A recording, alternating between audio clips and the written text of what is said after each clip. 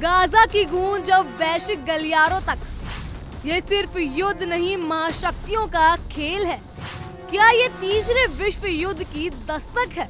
मध्य पूर्व एक बार फिर से गंभीर संकट के दौर से गुजर रहा है। गाजा पट्टी में हो रही भारी बमबारी और इजराइल की सैन्य कार्रवाइयों ने पूरी दुनिया का ध्यान एक बार फिर से अपने पुराने लेकिन अब और भी संवेदनशील हो चुके मुद्दे की ओर खींच लिया है।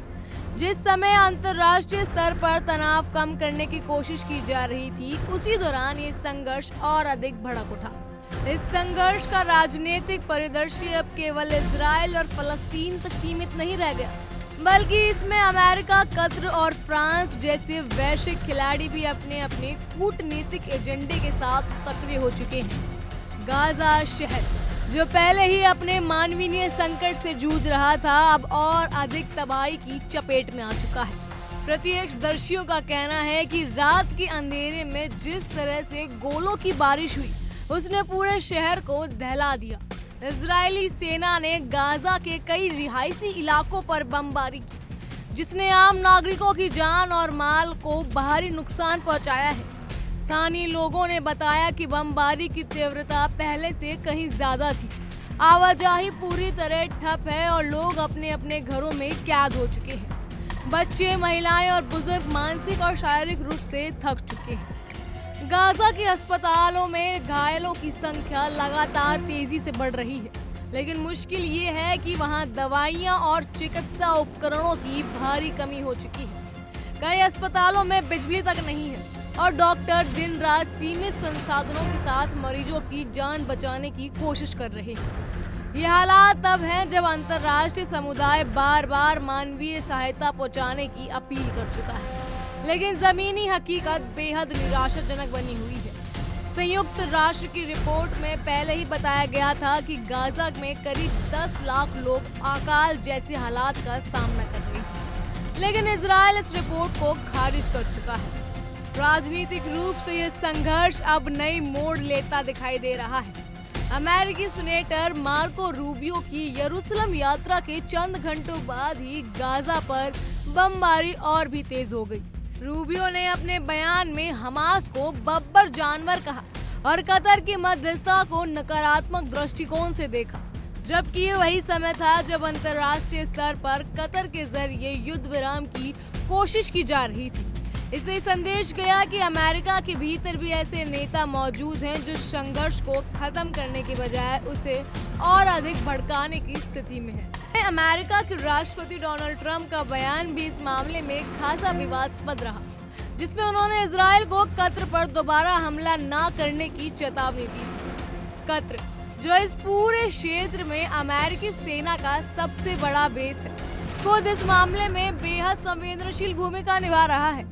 अमेरिकी विदेश मंत्री जल्द ही कतर की यात्रा पर जाने वाले हैं, ताकि कतर को आश्वासित किया जा सके और इस संकट से निपटने में सहयोग हासिल किया जा सके। ये साफ है कि अमेरिका के भीतर भी इस मुद्दे को लेकर मतभेद है।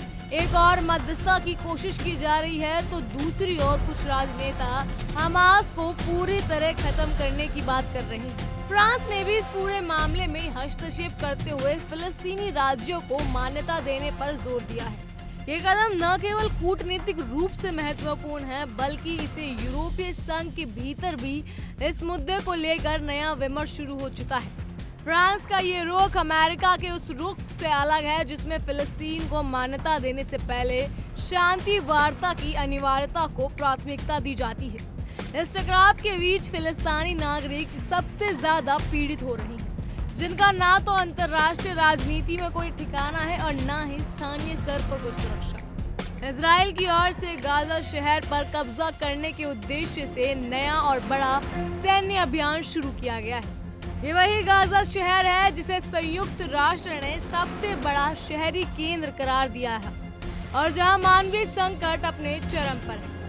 ऐसे समय में सैन्य अभियान न केवल क्षेत्रीय स्थिरता को खतरे में डाल रहा है, बल्कि ये आने वाले समय में और भी बड़े संघर्ष का संकेत दे सकता है। इजराइल सरकार का कहना है कि वो कार्रवाई हमास के खिलाफ है, लेकिन जिस तरह से आम नागरिक प्रभावित हो रहे हैं, वो इस बयान की सच्चाई पर सवाल खड़े करता है। गाजा के निवासी अहमद गजल, जो खुद इन हमलों के बीच फंसे हैं। वो बताते हैं कि हम उनकी चीखें सुनते हैं, जो इस संघर्ष की दर्दनाक हकीकत को सामने लाता है। ये बयान केवल एक व्यक्ति की नहीं, बल्कि उन हजारों लोगों की आवाज है जो लगातार बमबारी, भूख और भय के साए में जीने के लिए मजबूर हो चुके हैं। वहीं दूसरी ओर इजराइल के भीतर भी इस युद्ध को लेकर मतभेद बढ़ रहा है। कुछ लोग सरकार की आक्रामक नीति का समर्थन कर रहे हैं, तो कुछ इसे मानवीय अधिकारों का हनन बता रहे हैं। ये पूरा मामला अब उस स्थिति में पहुंच चुका है जहां केवल सैन्य समाधान संभव नहीं दिखता। राजनीतिक इच्छा शक्ति, अंतर्राष्ट्रीय सहयोग और कूटनीतिक साझेदारी की जरूरत पहले से कहीं ज्यादा महसूस की जा रही है। अगर समय रहते इस संघर्ष को थामा नहीं गया तो ये न केवल गाजा और इजराइल के लिए बल्कि पूरे मध्य पूर्व के लिए एक लंबा और भयावह संकट बन सकता है। संघर्ष की ये आग अब केवल बारूद की नहीं, बल्कि राजनीतिक रणनीतियों, कूटनीतिक विफलताओं और वैश्विक हस्तक्षेप की भी कहानी बन चुकी है। सवाल ये है कि क्या ये आग बुझाई जा सकती है या फिर आने वाली पीढ़ियों के लिए भी राख छोड़ जाएगी। ये सवाल केवल गाजा की सड़कों से नहीं उठता, ये सवाल यरूशलेम, वाशिंगटन, दोहा और पेरिस की सत्ता गलियों में भी पूछा जाना चाहिए। इस पर आपकी क्या राय है, हमें कमेंट सेक्शन में जरूर बताइएगा। फिलहाल के लिए इतना ही। तमाम खबरों के लिए फॉलो कीजिए इंडिया डेली को।